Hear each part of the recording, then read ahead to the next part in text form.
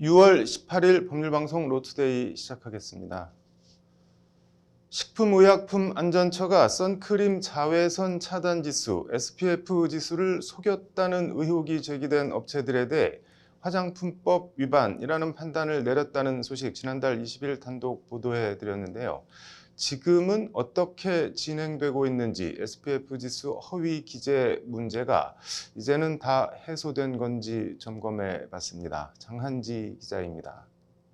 선크림 자외선 차단 지수 SPF 지수 허위 기재 의혹이 처음 제기된 건 지난 1월 말 한 유명 화장품 전문 유튜버에 의해서였습니다. 이후 온라인을 중심으로 좋다고 광고해서 믿고 샀는데 뒤통수를 맞았다, 배신감을 느낀다는 비난과 성토가 쇄도했습니다. 파문은 결국 피해자 집단 신고로까지 이어졌습니다. SPF 지수가 그렇게 중요하다는 걸 알고 있기 때문에 그 부분에 대해서 굉장히 소비자가 선택하는데 중요한 부분에 대한 정보를 잘못 표기했고 허위로 표기했다. 파문이 일파만파 커지자 식약처는 의혹이 제기된 선크림 회사들에 대한 조사에 나섰고 지난달 20일 일부 업체들에 대해 화장품법 제13조 위반 판단을 내렸습니다. 식약처에 신고가 접수된 회사는 퓨리토 센텔라 그린레벨 세이프선, 닥터자르트 솔라바이옴 앰플 SPF 50, 라운드랩 자작나무 수분 선크림 SPF 50 등 5개 회사 제품입니다. 이런 가운데 식약처는 지난 4일 홈페이지를 통해 휘게 릴리프선 모이스처라이저에 대해 판매 정지 2개월 처분을 내린 사실을 공개했습니다. SPF 지수 조작 의혹 제기 이후 거의 반년 만에 이뤄진 식약처의 첫 행정처분입니다. 처분 절차가 끝나면 행정처분이 어떤 항목으로 어떤 내용으로 됐는지는 홈페이지에 공개가 되거든요. 식약처 관계자는 그러면서 추후에도 계속 조사가 진행되고 조사 결과에 따른 판매 정지 등 처분이 내려질 것이라고 밝혔습니다. 아직도 조사는 계속 진행하고 있어요. 아직 종결되지는 않았고요. 네. 저희가 일부 업체에 대해서는 위반 내용을 확인을 해서 앞으로도 더 조사를 진행해야 한다는 건데 관련해서 식약처의 늑장 대응을 지적하는 목소리도 있습니다. 어떻게 보면 간단한 성분조사 확인만 하면 되는 건데 이게 몇 개월씩 걸릴 일이냐는 지적입니다. 일단 어떤 말씀이신지는 어찌 되었던 이것들이 그냥 시중에 계속 유통이 되고 있었다는 거잖아요. SO가 위반이 된 그런 제품들이. 네. 이번 사건 관련 또 다른 지적은 선크림 판매에 대한 사후 검증 시스템이 사실상 전무했다는 점입니다. 일단 선크림 판매 허가 경로는 이렇습니다. 먼저 선크림 제조사는 SPF 지수가 50으로 나올 수 있도록 업계에선 어미 모자를 써서 모처방이라고 불리는 처방을 민간 임상기관에 보냅니다. 임상기관에서 결과가 나오면 제조사는 모처방과 그 결과 보고서를 식약처에 보내고 식약처는 심사를 거쳐 판매 허가 여부를 결정합니다. 문제는 그 다음에 일어납니다. 이렇게 식약처 판매 허가를 얻은 뒤 제조사는 비용 절감을 위해 애초 허가받은 성분이 아닌 값이 더 싼 다른 성분으로 선크림을 만들어 판매사나 브랜드사에 납품할 수 있습니다. 이때 브랜드사에는 모처방이 아닌 변형된 성분이 들어간 이른바 자식 처방이 보내집니다.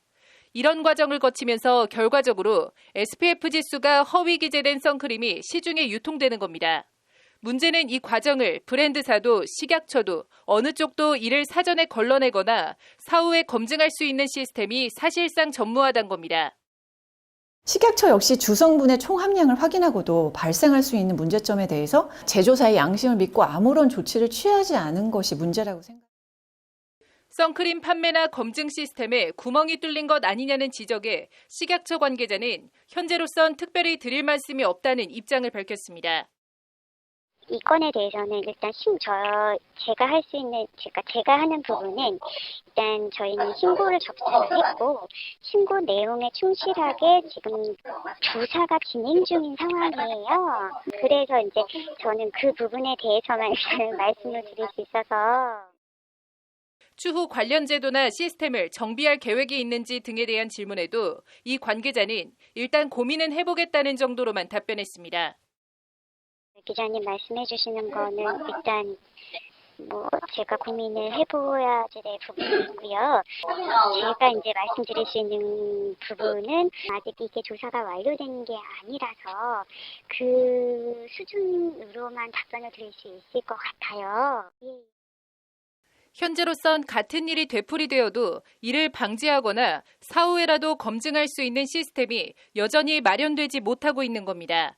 상황이 이런데 유명 브랜드사들은 자신들도 제조사에 당한 피해자라는 하소연만 하고 있고 식약처도 똑부러진 대책이나 해결책을 제시하지 못하고 있고 식약처는 역시 이번 사태에 대해서 아무런 입장을 표하지 않고 또 조치도 없습니다. 상호 간에 책임을 떠넘기기 바빴던 걸로 보입니다. 6개월간 피해를 본 것은 소비자들입니다. 이렇다 보니 자칭 타칭 화장품 전문 유튜버들이 선크림 SPF 지수 성분 분석과 확인을 하고 소비자들은 공인된 지수가 아닌 유명 유튜버의 검증 결과를 따라 제품을 구매하는 웃지 못할 일도 벌어지고 있습니다. 한마디로 브랜드도 식약처도 못 믿겠다. 차라리 유튜버를 믿겠다는 건데 이런 불신에 대해 식약처 관계자는 곤혹스러워하면서도 역시 뚜렷한 답변을 내놓지 못했습니다. 법률방송 장한지입니다. 네, 민사소송에서 미국식 디스커버리 제도 도입을 골자로 하는 민사소송법 일부 개정안이 오늘 국회에 발의됐습니다. 잠자는 법안을 깨워라. 관련 내용을 단독 취재한 박아름 기자와 자세한 얘기 해보겠습니다. 박 기자, 먼저 디스커버리 제도가 뭔지 설명이 좀 필요할 것 같은데요. 네, 디스커버리는 그 네. 영미법 소송법상의 네. 제도로 그 재판이 개시되기 전에 당사자가 서로 가진 증거를 그 증거와 서류를 상호 공개를 통해 쟁점을 명확히 하는 제도입니다. 네. 우리말로는 증거 개시 제도라고도 네. 합니다. 네. 네, 검사 출신인 네. 더불어민주당 조응천 의원이 오늘자로 대표 발의했습니다. 네. 일단 민사소송에서 당사자는 원칙적으로 네. 그 자신이 주장하는 사실에 대해 음. 그 증명 책임을 져야 하는데요. 네. 이와 관련해서 조응천 의원은 네. 법안 제안 이유에서 네. 의료나 금융 관련 소송 등 복잡다기한 소송에서의 핵심 증거 및 정보는 대부분 국가, 지자체, 기업, 의료기관 등에 집중되어 있어 일반 국민, 소비자, 환자 등은 자기가 증명하여야 할 사실에 대한 증거 입수가 매우 어렵다는 점을 지적하고 있는데요. 네. 조 의원은 이에 우리도 그 미국의 증거 개시 제도와 독일의 독립적 증거 절차, 또 일본의 당사자 조회 제도 등을 참고해 네. 우리의 법률 문화에 맞는 그 소제기 전 증거조사 절차를 신설하고자 한다고 법안 제안 이유를 밝히고 있습니다. 구체적으로 뭐 어떤 내용들이 들어가 있는 건가요? 네, 먼저 민사소송법 제2편 제3장 제18절 그 네. 증거 보전 부분을 증거 보전 및 소제기 전 증거 조사로 확대해 규정함으로써 네. 증거 조사를 명기하고 있습니다. 네. 증거 보전의 효과를 강화하고 또 증거 은닉과 변조나 그 조작 행위를 제한하기 위해서 네. 안 제 379조에서 법원이 네. 증거 유지 명령을 내릴 수 있도록 하고 있습니다. 네. 아울러 제 380조에선 소제기 전 증거 조사 절차에서도 네. 그 법원이 증거유지 명령을 내릴 수 있도록 하는 등의 규정을 두고 있고요. 네. 규제 조항도 있나요? 네, 그렇습니다. 그 증거유지 명령에 위반해서 네. 증거를 위조 또 변조, 조작하는 행위에 대해선 네. 과태료 그 제재를 부과하고 네. 그 밖에 위반 행위로 증가된 신청 비용 및 소송 비용의 일부나 네. 그 전부를 위반자가 부담하게 하는 그런 규정도 두고 있습니다. 네. 조홍천 의원은 이와 관련해서 당사자 사이의 실질적 평등을 제고하고 분쟁 초기 단계에서의 정확한 증거 조사를 통해 화해를 권고하여 불필요한 소송을 예방하고 사실심 충실화를 도모하고자 한다고 제도 도입 취지와 기대 효과를 설명하고 있습니다.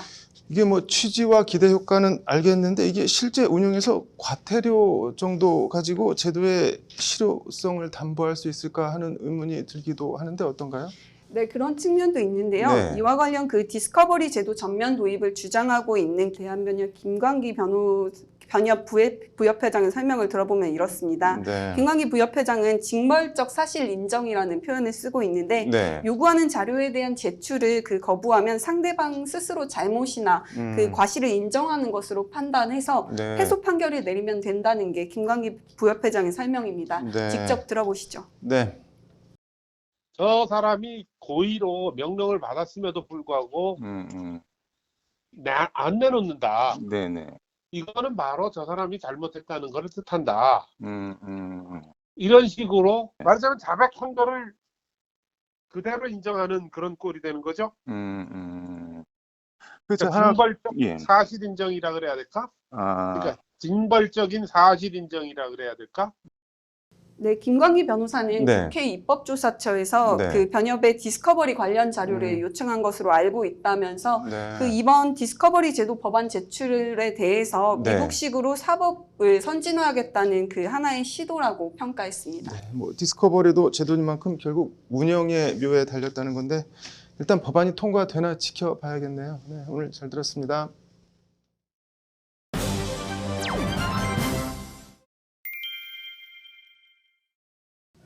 네, 하서정 변호사의 바로 보기. 오늘은 반복되는 군내 성범죄 얘기 해보겠습니다. 하 변호사님, 그 공군 여성 부사관 성추행 사망 사건 다시 좀 짚어볼까요? 네, 지난 3월 피해자인 이 중사는 선임의 강요로 참석한 회식 자리에서 네. 회식이 끝난 뒤 차량에 동승한 가해자로부터 강제추행을 당했습니다. 네. 피해자는 사건 발생 직후 그 피해 사실을 상관에게 보고를 했지만 네. 이를 전달받은 모 중사는 이를 곧바로 상부에 보고하지 않고 무마하기에 급급했다고 합니다.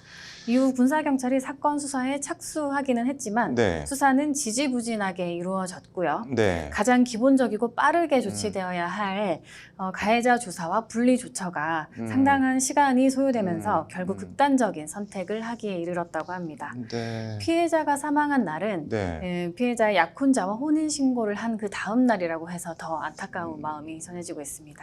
참 안타까운 일인데 제도적인 문제를 좀 짚어볼까요? 일단 군 국선 변호인 운영 시스템에 문제가 있다고 하는데 이게 어떤 얘기인가요? 크게 두 가지로 비판을 받고 있는데요. 네. 국선 변호인으로부터 충분한 조력을 받지 못했다고 합니다. 네. 공군은 이 중사가 성추행 피해를 정식 신고한 지 네. 엿새 만인 3월 9일에 공군 본부 법무실 네. 소속 군 법무관을 국선 변호사로 지정을 했는데요. 네. 이 중사가 사망할 때까지 단 한 차례도 면담이 이루어지지 않았다고 합니다. 네. 몇 차례 전화 통화나 문자 메시지 교환은 있었는데 네. 그마저도 50일이 지난 뒤에야 처음 통화가 이루어졌다고 하거든요. 네. 그래서 이 국선 변호사는 직무유기로 지난 15일에 피의자 신분으로 조사를 받았습니다. 네. 또 두 번째는 조직적인 어떤 문제가 있는데 네. 공군은 여성 변호인을 우선 배정해야 한다는 매뉴얼이 있다고 합니다. 네. 이를 지키지 않았던 것인데요. 네. 현행 국방부의 성폭력 피해 지원 매뉴얼에는 피해자가 여성일 경우에는 여성 변호인을 우선 지원해야 한다고 하고요. 네. 만약에 여성이 없는 경우에는 민간 변호인을 국선 변호사로 지원을 해야 한다고 하는데 네. 현재 공군에는 여성 법무관이 단 한 명도 없다고 합니다. 네. 매뉴얼은 있는데 네. 정작 사람은 없는 그 군 성범죄 피해 지원 시스템에 구멍이 뻥 뚫렸다고 보시면 될 것 같습니다. 이게 군 검찰과 변호인이 사실상 한솥밥을 먹는 사이여서 피해자 보호에 어려움이 있다는 얘기도 있던데 이거는 뭔가요? 네. 군 법무실 자체에서 네. 그 변호인과 검사가 함께 근무를 하는 경우가 많기 때문에 네. 변호인이 적극적으로 피해자를 옹호하거나 어떤 그 조력을 다하기가 네. 어려운 구조라고 합니다. 네. 군 내부에 있는 검사나 군 변호인은 실질적으로는 사실 동료이기 때문에 서로 그 한 지휘관 아래에서 같은 사무실 내에서 군 판사, 군 검사, 군 변호인이 네. 그 한 시스템에서 운영되는 것이죠. 그래서 네. 군 지휘관의 어떤 뜻에 따라서 그 사건이 처리될 수 있는 그 가능성이 있는 것이죠. 네.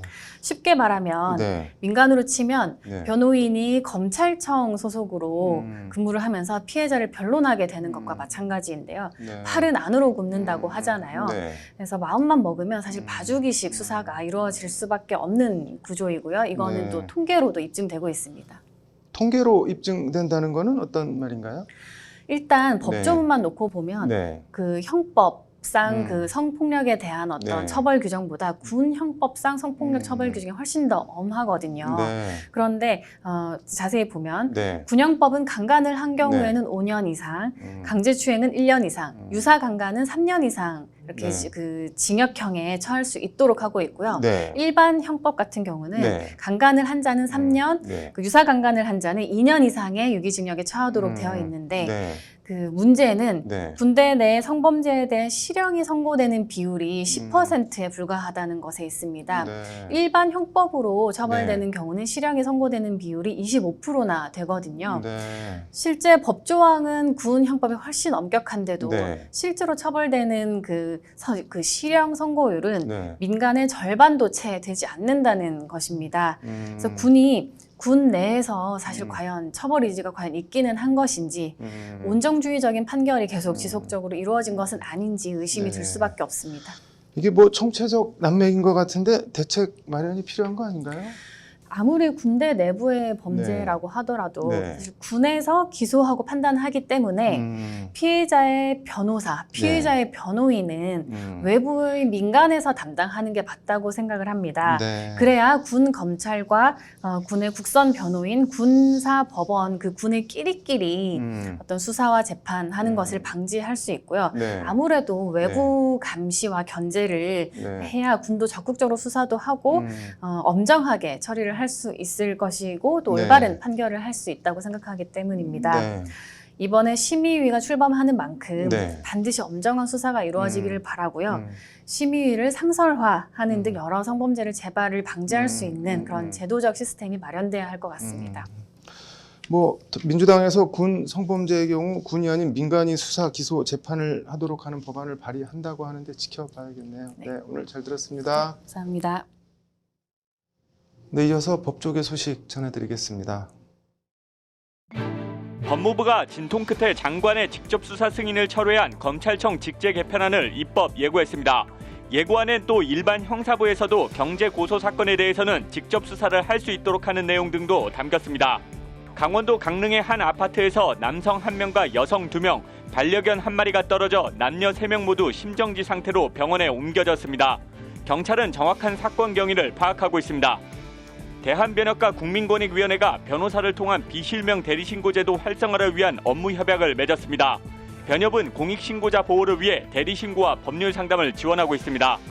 짝사랑하던 여성집 계단에서 폭발물을 터뜨린 20대에 대해 1심에 이어 2심에서도 징역 5년이 선고됐습니다. 폭발물은 근처에 있는 사람에게 중상해를 입힐 정도의 위력이 있는데 피해 여성은 심한 정신적 후유증을 겪고 있는 것으로 전해졌습니다.